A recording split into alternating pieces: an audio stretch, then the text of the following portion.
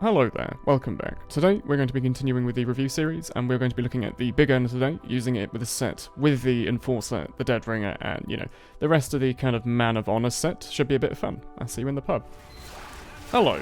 So, we starting out on some Egypt today. I thought it would be quite interesting. I literally just popped on the random map generator, and this is what came up on the old quick play.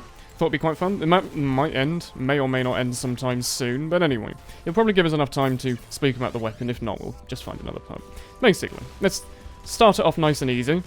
Big Earner used to be absolute trash. It was probably one of the worst weapons of the game. What the upside of the Big Earner used to be, what was it? It was like you had the 100 health, so you had less health, but I think you got a tiny bit of cloak back when you killed someone. Like it was the Big Earner's upside was what the L'étranger gives you for free for shooting someone, and with the L'étranger you don't even have to put yourself in trouble, and also the L'étranger is your gun and doesn't lower your health, and also the L'étranger is ranged and has 6 shots. This thing just basically just used to be trash, and then a couple of years ago they updated it to give you this nutty speed boost, even on butter knife, as you can see there, fine little example, and as a result it's become a lot of people's favourite knives, not mine personally.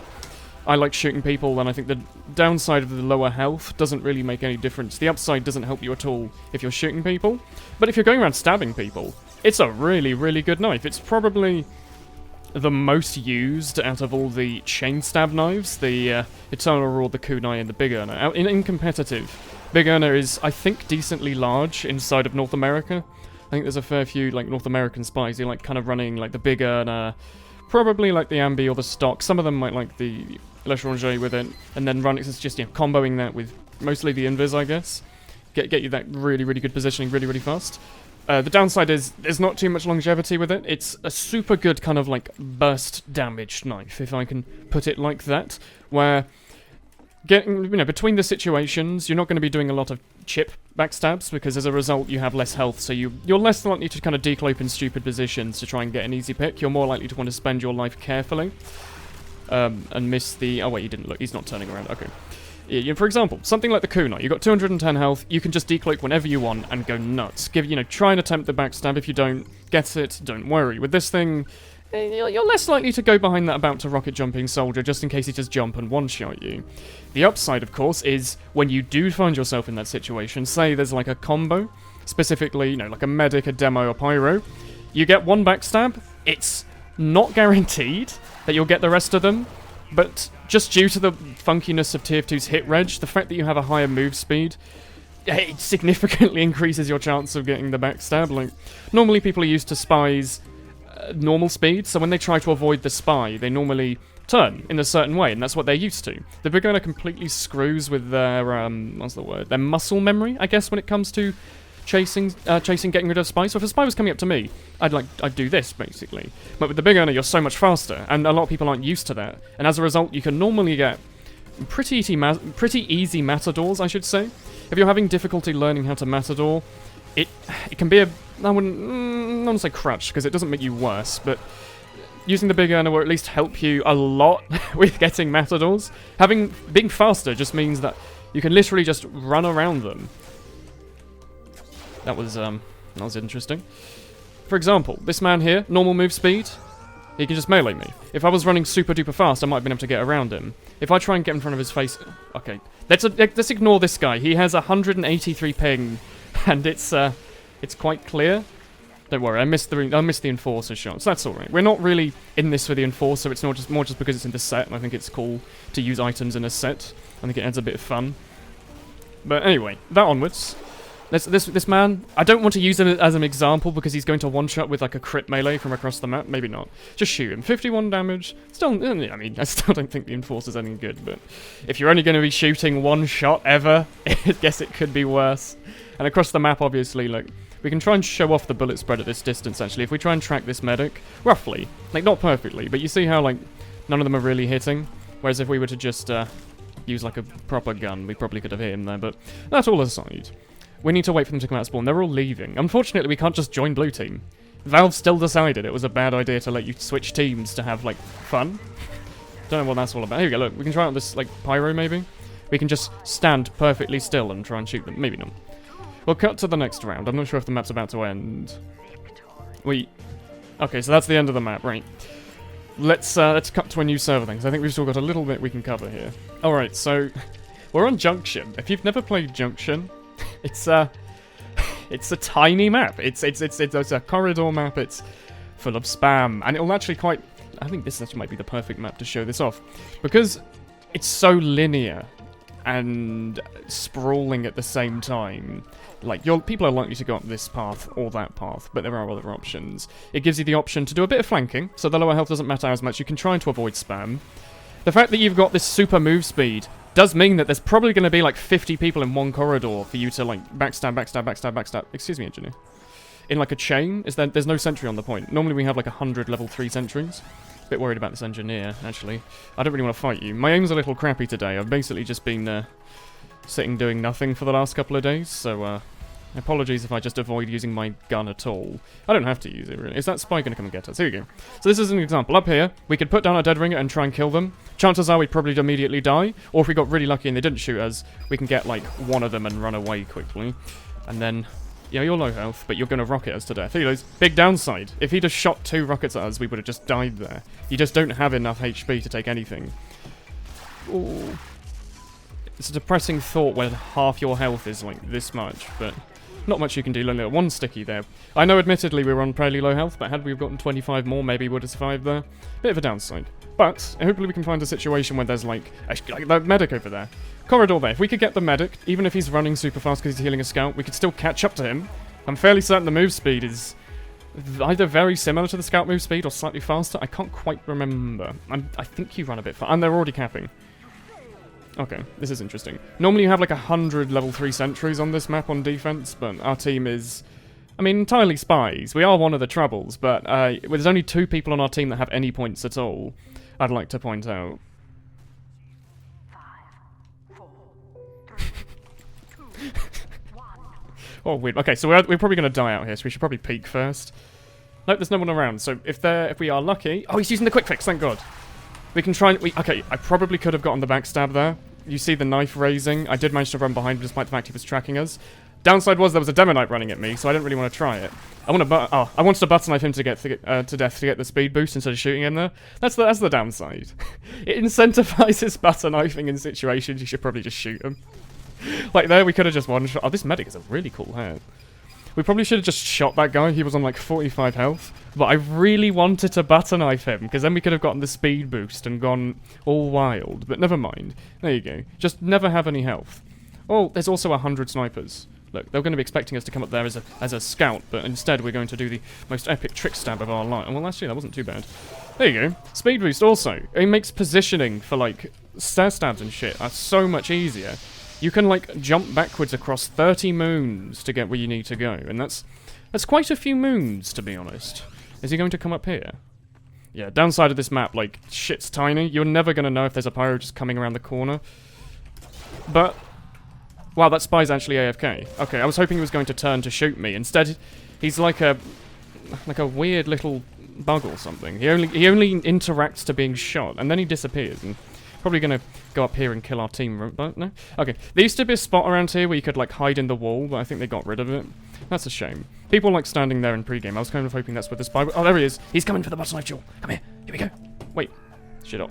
Oh, has he just gone over there? Okay, I have no idea where that spy went. I think he might be using the cloak and dagger based on how long he was invisible.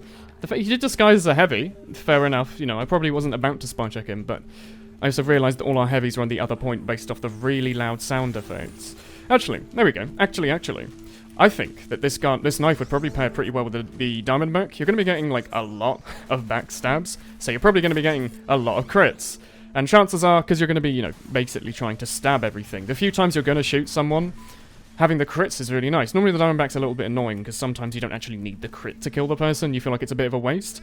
If you want to run around and purely stab people, though, the only time you're ever going to pull out your gun is really to, like, finish someone else that's probably got fairly low health anyway. Or fairly high health anyway. Oh, it's our team. You're not going to die to a demo knight, are you? You've got a medic and an Uber. Okay, that would have been a bit... really? You just immediately turns into our... We're probably going to die. Maybe not. Yeah, you might want... If you're going to be doing this for any longevity, you probably... We haven't capped the other point, man. You're probably going to want to use this with the Dead Ringer in pubs. Like, since it's a stabby knife, I can definitely say use it with the invis if you wanted to use it in any competitive scenario. Just purely basically because it lets you get the positioning easier, and in competitive, you want positioning to get big picks. In pubs, positioning helps you get picks, but you can also get picks just by kind of walking up to them and hoping they don't react. Yeah, funky physics there. Thank God this map's just like basically a huge maze and we can appear in front of the heavy at any second like this. There we go. There's probably going to be like a bunch of minis up here, so yeah, there's that pyro as well. Really, to be honest, this thing doesn't pair at all with the Enforcer. Like, the Enforcer, I'd say, pairs like... Are you two just friends? What was... Please don't die to the engineer. They were just stood next to each other shooting the same... Do you know you're on blue team? Maybe he's recently lost his job on red team and he's been transferred or something. Okay. But anyway, yeah, I think like the Enforcer probably works a lot better with the Eternal Reward, where you really are going to really want to shoot like once. You're not really going to want to lose your disguise for nothing. Yeah, also, stay away from soldiers. If they rocket jump like once, you're gonna die immediately. Just because, oh, I'm going to rocket jump up here, and, you know, then they get you. And it's kind of hard to read sometimes when they're about to rocket jump, because some of them, they just rocket jump in the middle of nowhere. They just don't give a I probably shouldn't have even gotten that, because that engineer might come and, like, fist me or something. Oh, I missed the trick stab there. That's a bit unfortunate. Let's try that a second time. You're not going to recognise that huge Dead Ringer sound, are you? Thank God. Oh, you are. Oh, maybe not, actually. I'm a friend, don't worry. Wait, that's not my spawn, is it? Wait, go away, go away. I'm a friend, see? No? Okay. Alright, so we're in a situation where the big earner's probably not that good. We're on offense, and there's like 1,000 sentries on last. We missed a backstab there, which is a little unfortunate. So basically, since we're using the Dead Ringer, we can't really just run behind them and be all silent. Like, we could maybe have decloaked behind that rock using, like, you know, the Invis Watch or something. Instead, we're going to have to hope there's no sentry around the corner and run after medic. Here you go. Oh, that was nice. That was pretty cool. So we got an easy pick on like an engineer or something, and that allowed us to get the speed boost to get the medic. And then because we had the speed boost on the medic, we had enough to jump on top of the soldier. But because he shot one rocket, we immediately died. The thing, because like the thing is, on Spy, that kind of 125 health, it gives you a little buffer. So if you take a little bit of full damage, you can still survive a rocket. Whereas with the big earner, just that tiny little threshold you reach of having just slightly too little health is what ends up killing you. Like, you're often on Spy, you'll survive on, like, no health. You know, you'll survive on, like, 20 health. Removing that for the ability to stab a bit better, just, no. But, you know, that goes back to the whole conversation of it being a burst weapon. Burst weapons really are, like, you wait for a while for the perfect situation, and then you get, like, a bunch of picks at once, and then maybe die. You know, it's not something that you intend to live forever with. Whereas a, like, long-term, kind of slow gameplay loadout, you know, like the... Are there 2 spies here? There are 2 spies here. Okay. A long-term solution would be like, you know, the Dead Ringer, the Spicicle, and the Ambassador. That's the kind of thing where you want to be living for a really long time and not really giving too much for. So, yeah, when it comes to situations like playing pubs where you just really don't want to die, you want to stay for alive as long as possible and help your team as much. What are you doing? He has like 20 health.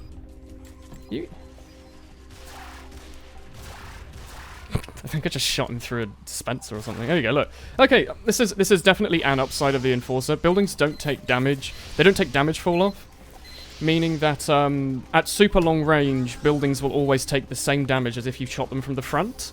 You're not going to see this glow in my stomach, are you? Does the Dead Ringer do that? I should probably know this. Anyway. Epic trick stab.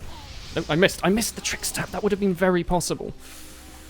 Maybe? Maybe not. You know what we should do? Soldier disguise? Oh god, he came for the exact spawn we came to. I wish he hadn't have done that. I thought he was going to stay on the dispenser and heal. See, I was going to do the soldier disguise and then run out and buster knife him. Alright, so, here we go. Situation where our loadout's really crap. We're going to change it, just temporarily. It's a pub. Come on, it doesn't really matter. We're going to go onto the invisibility watch. Yes, the Dead Ringer let us survive from the afterburn there, but then the map's so small, you can't just Dead Ringer a mile away and wait for your thing to recharge. You'll just have to Dead Ringer in their face and hope they don't come where you are. It's a bit annoying. But instead, we can run off to the invis. Hope that the guy doesn't just happen to come down the same corridor as us. Can you, maybe I'll have to just butter knife him to death? Okay. Okay, fine. So, what we need to do now, we need to be a bit sneaky. 2 engineers there. The one on the point actually is no issue, so we can just date this out, shoot it. 2. That's enough. Now we can run away, and we can get the other sentry. There's 3 engineers on it, but I think this is the only sentry. So, I mean, realistically, we can just do this, can't we? There's a soldier in front of us, but I don't think he saw. Oh my god, that sentry was on 30. I really hope that, like, it would have died there, but apparently not. That's unfortunate. If we were using the revolver, maybe it would have died there. Instead, I'm just going to suicide on the point. We have 30 seconds left. Maybe we'll live. No, no. Someone crits on the point. He just walks 2 seconds. Yeah. People don't like this map. I used to be a big fan of it, back when I played a lot of Pyro. And I used to play a lot of, like, Dead Ringer Ambi Spy on it. This is not a very good Invis Watch map. You will die over and over, and your team won't push. And it'll be awful. And they'll have a man, and there's spawns there, and they'll crit you. But yeah, there's not really much you can do either. Like, the fastest way to the point is through here, and it happens to be a choke point. There's no overtime as well, so, like, yeah. I think we're about to just immediately lose. That's a shame. Yeah, this knife is fine on, like, large maps where there's a lot of places you can go to avoid spam. On tiny maps like this, where it's just nothing but corridors. Not the best. But people are a big fan of it. If you want to use, like, the stabby knife in competitive, feel free to use it. I'm personally not the biggest fan because I like having more health, but if you feel like you want to have the kind of playstyle where you wait a really long time with the invis and then get, like, you know, the entire combo in one stab, go for it. It makes, like, matadoring people really easy. You know, you backstab the medic and the heavy turns around to get you, and you can literally just run around him faster than his mouse speed, probably. Give it a go, though. If you haven't used it much, I'd still recommend it. Like, it's a lot better than it used to be. But I'll end the video there. Thank you very much for watching, and I will see you next time. Goodbye.